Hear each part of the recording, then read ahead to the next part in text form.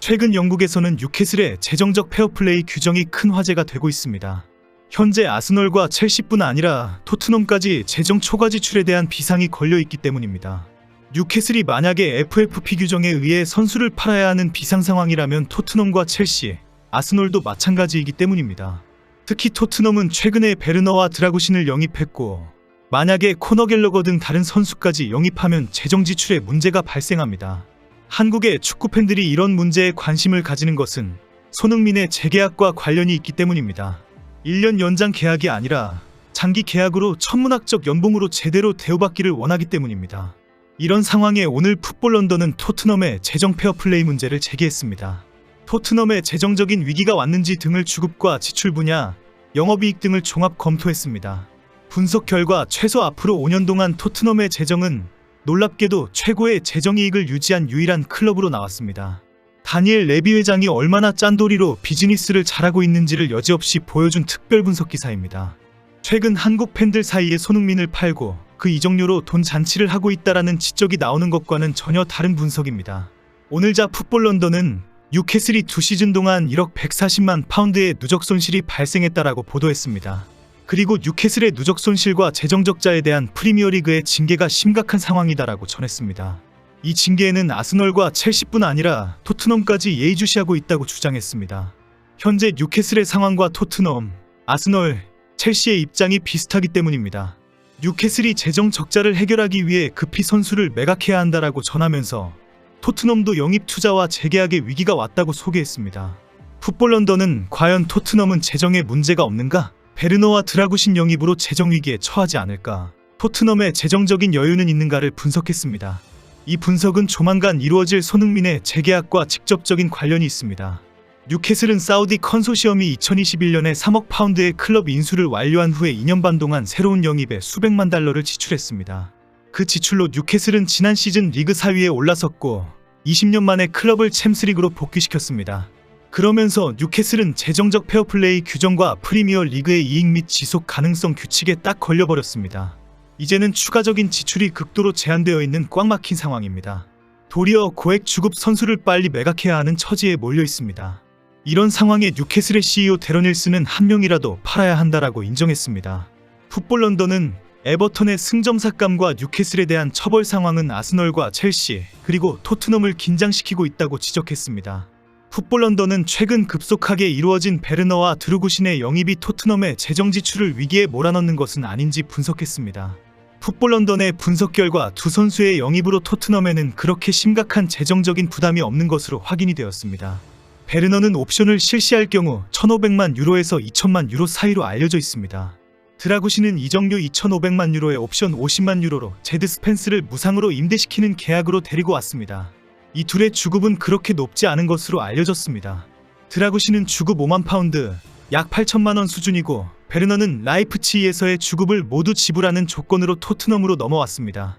베르너의 주급은 19만 유로로 약 2억 7,500만 원으로 알려져 있습니다. 현재 베르너는 이번 여름까지 임대로 왔고 여름 이후 1,500만 파운드의 완전 영입 조건으로 하는 옵션으로 들어왔습니다. 결국 베르너의 토트넘 이적은 현재 위험성이 거의 없다고 결론을 내렸습니다. 좋은 활약을 보이지 않거나 부상을 입으면 임대기간 이후 여름에 계약을 해지하고 라이프치히로 보내면 됩니다. 특히 완전 영입 조항을 발동한다고 해도 4,750만 파운드의 방출 조항이 있는 선수를 1,500만 파운드의 계약을 맺을 수도 있는 상황이기 때문입니다. 풋볼 런던은 재정적 관점에서 토트넘은 건전한 재정 관리를 하는 가장 특별한 팀이라고 결론을 내렸습니다.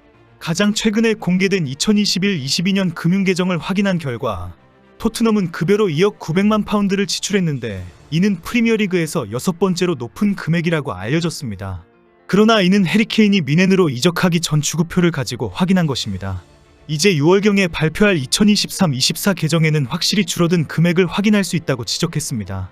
이후 베르너가 성공적으로 자리를 잡고 1,500만 파운드의 계약을 활성화하고 드라구신도 2,600만 파운드를 보장하고 5년 계약을 체결했다고 가정한 결과를 계산해 보았습니다. 그 결과 토트넘은 연간 820만 파운드의 지출이 늘어날 뿐이고 5년 동안 더 늘어나지도 않는다고 지적했습니다. 토트넘의 실제 가치는 드라구신이 가지고 있는 미래 가치가 더 높고 베르너와 드라구신의 프로필과 셔츠 판매 수입들을 감안하면 토트넘의 수익을 더 늘어날 것이라고 결론 내렸습니다. 풋볼 런던은 프리미어리그의 금융재정 전문가인 스위스 램블이 최근 발표한 계정 분석을 소개했습니다. 여기에서 토트넘은 프리미어리그에서 가장 최고의 지속가능한 재정을 자랑한다라고 밝혔습니다.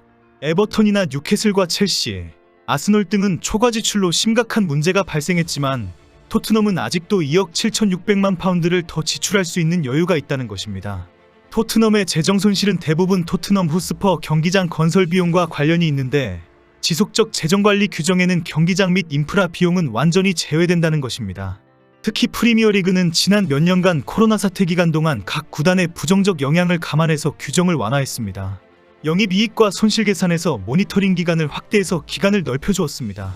그럼에도 불구하고 리그의 대부분 구단은 비즈니스에서 지속적으로 돈을 잃고 무려 29억 파운드에 달하는 막대한 손실을 입었습니다.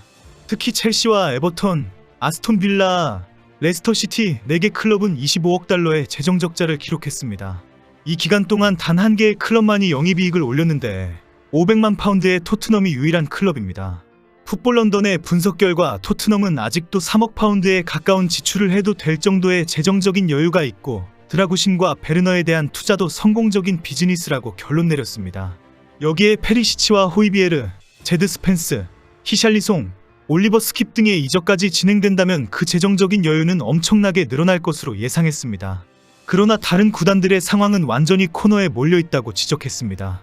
이미 징계를 받은 에버턴뿐 아니라 첼시와 뉴캐슬, 아스널의 상황은 매우 심각하다고 지적했습니다. 에버턴은 지난 11월 17일 프리미어리그의 수익성 및 지속가능성 규정을 위반해 승점 10점 감점 처분을 받았습니다. 프리미어리그의 리그의 수익 및 지속가능성 규정은 3년간 최대 1억 500만 파운드의 손실만을 인정하지만 에버턴은 2018년부터 2021년까지 3억 7천만 파운드의 손실을 기록했습니다. 최근 첼시가 미드필더 코너 갤러거와 재계약을 하지 않는 것은 반드시 매각을 해야 하는 상황 때문으로 알려졌습니다. 첼시는 더 이상 이적을 추진할 수 없을 정도로 재정적 위기에 빠져 있기 때문입니다. 그동안 첼시는 새로운 선수 영입으로 거의 10억 파운드에 달하는 지출을 했습니다.